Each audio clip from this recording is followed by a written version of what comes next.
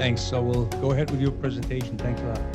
Thank you very much, and thank you, Dr. Hartog, for inviting me to this distinguished institution to talk about augmented reality. Well, augmented reality is like Pokemon Go. These are my disclosures. What is augmented reality? Well, it is superimposing a virtual environment on a real world. In spine surgery, we project either intraoperative or preoperative radiological images and overlay them on the spine. And that is to visualize subsurface structures. How is that done? Well, it could be with a head-mounted display and a semi-transparent view. It could be this Star Trek-like projection of images back onto the patient. Or you could use a monitor, like you do that with an exoscope or endoscope. And they all look very fancy. On the other hand, in reality, we are in the early stages, and the systems might not be that fancy. If we look at the history of what is published for pedicle screw placement, and here I will put together both pedicle screws, guide wires, Jamshidi needles, there isn't so much published in that field, actually. In all this publication, we talk about either clinical accuracy, according to the Gershbein scale, or technical accuracy, which is deviation in millimeters from the planned path. Wang, in 2016, published a series of 12 sacroiliac screws placed with preoperative CT and a head-mounted device with good accuracy. Our group published in 2016 47 pedicle screws we used with the video feed, and we got an 85% accuracy. Ma, in 2017, used the preoperative CT and ultrasound registration intraoperatively and placed 12 needles. Once again, our group, we published our results in the minimal invasive setup and reached 89% accuracy. Gibby did a very nice work with the Microsoft HoloLens and placing 36 needles in a phantom. The very nice work from Dr. Molina that was presented yesterday also, 120 pedicle screws, and they got 94% accuracy according to Gershbein. Liebman used also a head-mounted device and preoperative CT, and Muller compared actually a conventional navigation system to the augmented reality system and found that they were as good or as bad, actually, because the accuracy was somewhere more than 3 millimeters.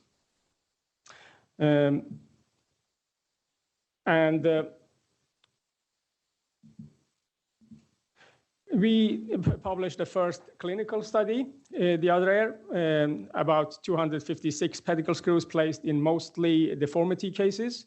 And we got a technical accuracy of less than 2 millimeters and a clinical accuracy of 94%.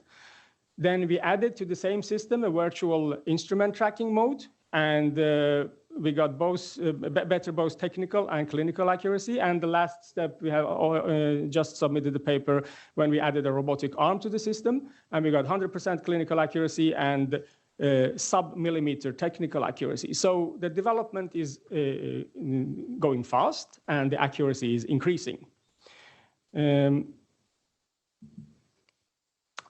What's the major challenges then? Okay, you want to have intraoperative imaging with high quality. You want to be able to compensate for tissue shift. Obviously, you place your retractors, you push and put in your screws, the patient moves. You need to have adequate patient tracking. And what are we using now? Nowadays, we use quite a lot of dynamic reference frames that have to be secured to the vertebra, and they can be dislodged, they can be obscured. You want to track your instruments without putting lots of bulky stuff on them. You need to have a navigation interface which is user-friendly, whether it's head-mounted device or it's a monitor. It should be something that you can use quite easily. Obviously, you want it to be accurate. On the other hand, you don't want it to take you the whole day to set up. So this is how we have solved this problem, at least. We have a hybrid OR-based system.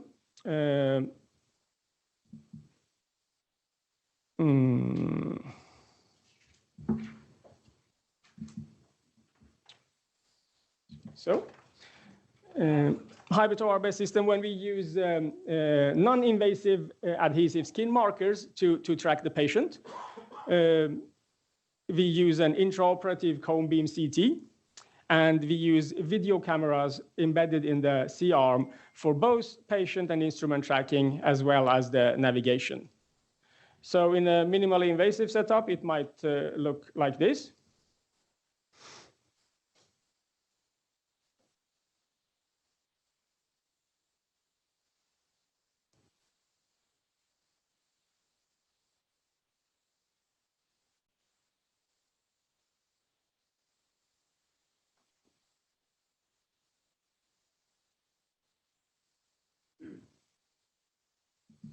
And in the clinical setup, we have a 5-step workflow. You start with positioning the patient, preparing this. This is obviously an open case, preparing and exposing the spine, placing these skin markers, and then you get a pattern.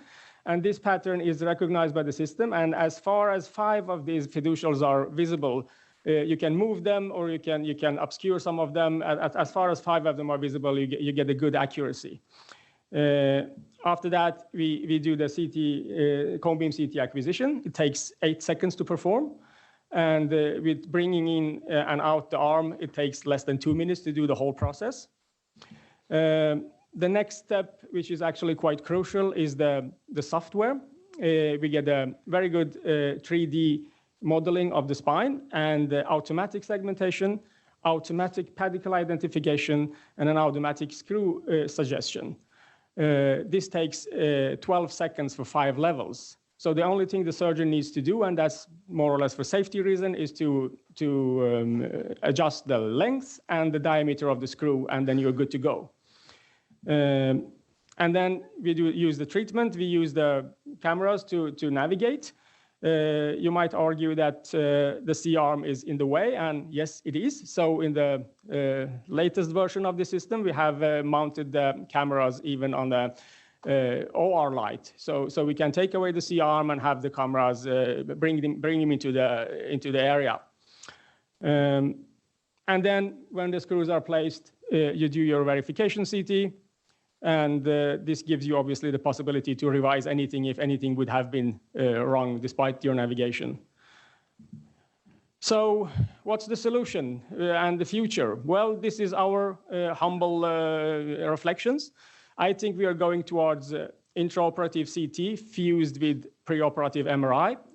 We don't believe in intraoperative MRI because it's going to be too time consuming and too cumbersome, and you need to adapt your instruments. So I think we're going towards direct patient tracking without any dynamic reference frames, without actually any markers at all. We have done a couple of quite interesting works that we have submitted recently about tracking either skin features or spine features to replace the dynamic reference frame. You want to track your instruments, and the idea is you just take any instrument that you have, take it into the video feed, and the system recognizes that the 3D pattern, and then it's tracked without any stars or markers. The navigation interface, I think we're going to move towards the head-mounted devices, the smaller ones, especially when the new generation of my kids, the computer game players, they would like to use that, and they will be much more familiar with that than we are. I think we are going towards robot-assisted, or rather surgeon-assisted robots. That will be the future. The radiation has been addressed in several talks here. It's very important to have 0 radiation to the staff. In our study, we had 0.26 microsievert of radiation to the staff, and that was due to some mistakes. I think we can definitely reach 0. And then the workflow, as it was presented with the previous speaker here, I think that a hybrid OR or a dedicated OR will be the story of future. Thank you for your attention.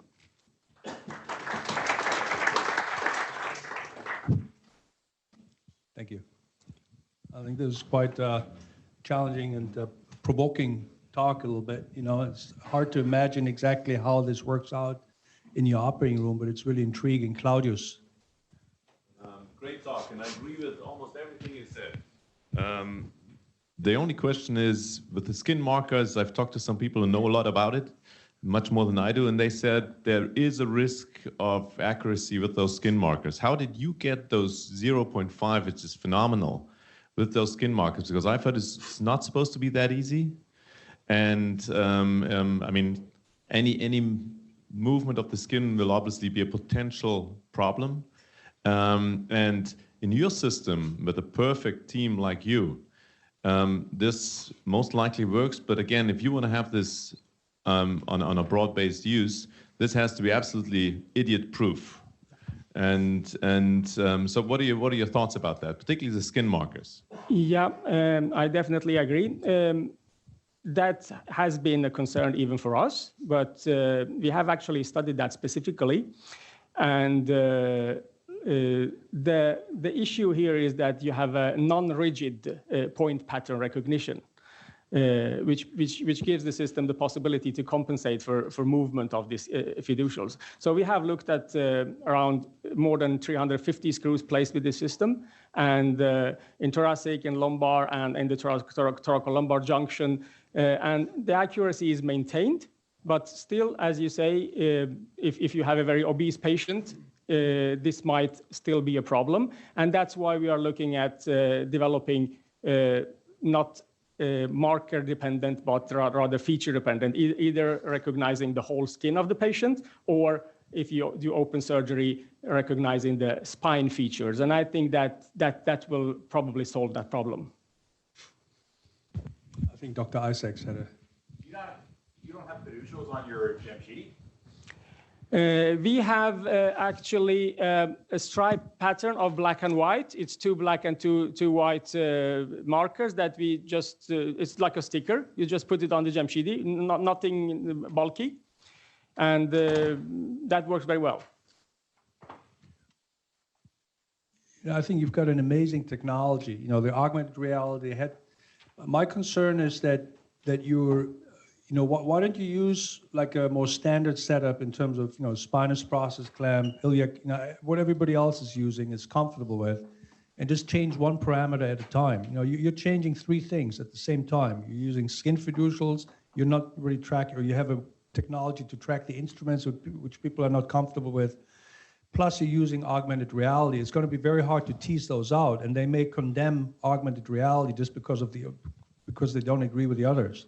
You know, I think it was amazing. I'm not trying to be too critical. I'm just trying, from a scientific and from a comfort level perspective, why not just change one parameter at a time and use everything else the way that everybody else is doing, and just integrate augmented reality first. And once that has been integrated, then or do like parallel projects, but not change everything at the same time.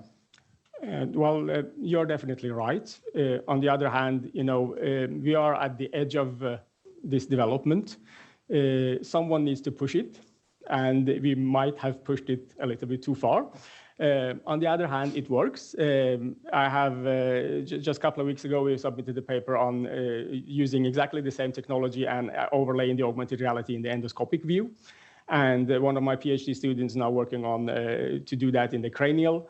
And obviously, you know, when we come to the cranial, for instance, then we would definitely like to skip the reference frame and be able to track other features.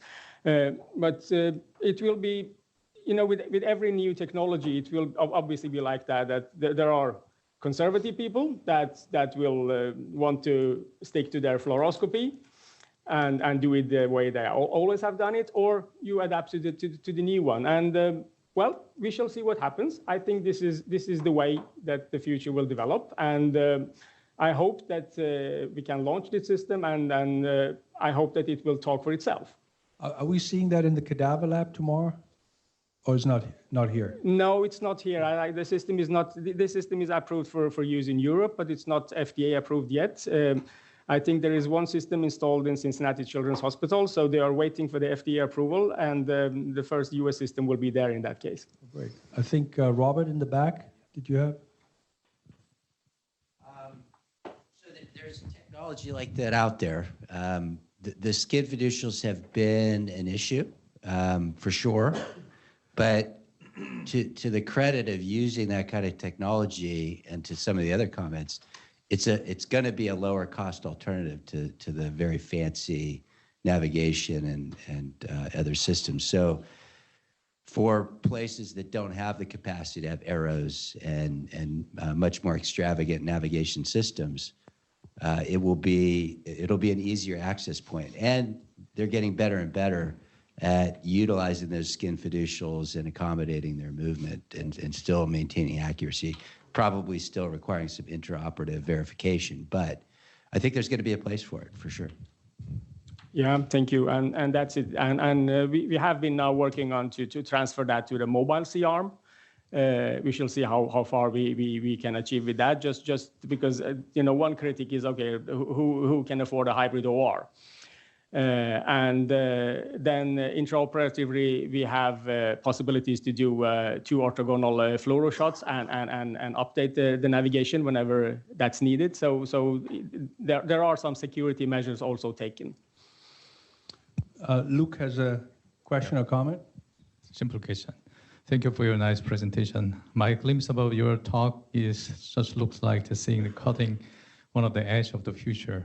So praise it. I have a simple question. So do you have any idea bringing the neural structure on this augmented reality field? I mean the neural structures. We're gonna see we have to find and tackle sags and traversing existing nerve root. If we have the good idea and the solution for seeing matching using the neural structure in the augmented reality is going to be very nice tool. Yeah. What about your future? We have, since I know that you are interested in the endoscopic view, we have done that for endoscopic actually. Try to segment on the MRI images. We have done that for the pituitary area, the carotids and the pituitary and that area, and overlaid that as an augmented reality image on the endoscopic image. That's working quite well in lab. We haven't reached the accuracy that we want for publishing it yet, but we are working on that. And as soon as that process is finished, the next step will obviously be to go back to spine and try to augment the spinal structures. Rolf, any trips to Karolinska coming up for you, or? Well, I think Sweden now has another motivation, not only the weather, yeah, it's a great tool, and I think this will be the future for people, conservative people like you, Roger, to understand the endoscopy. I'll look into that for sure. All right, I think if there are no more comments, this was really a very, very nice presentation and fascinating. And we'll hear, I mean, you have a poster here, and then we'll hear more. Yeah, we have a poster, and Dr. Edstrom will present another study later on. Great. All right, well, all right, thank you so much. So I'll just walk you through the rest of the morning.